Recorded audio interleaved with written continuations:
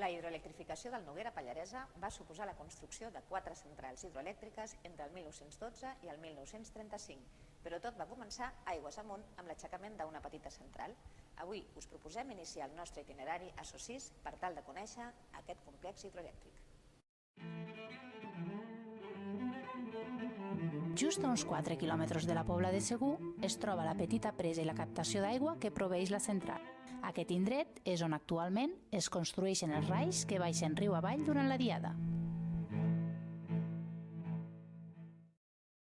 Ens trobem al canal de la central de Sossís. Aquesta va ser la primera central construïda per la canadenca en terres pallareses.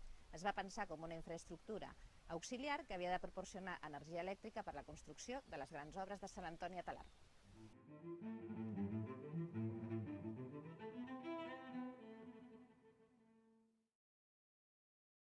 Estem a l'Espai Reller, un espai dedicat a aquesta activitat ancestral que va desaparèixer arrel de la construcció dels embassaments hidroelèctrics. Podeu saber-ne més visitant la seva exposició permanent.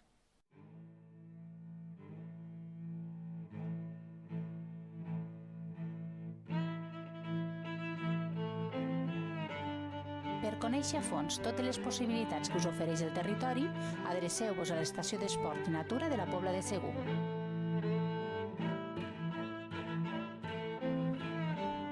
Us esperem en la propera etapa del nostre recorregut, que dedicarem a l'embassament de Sant Antoni.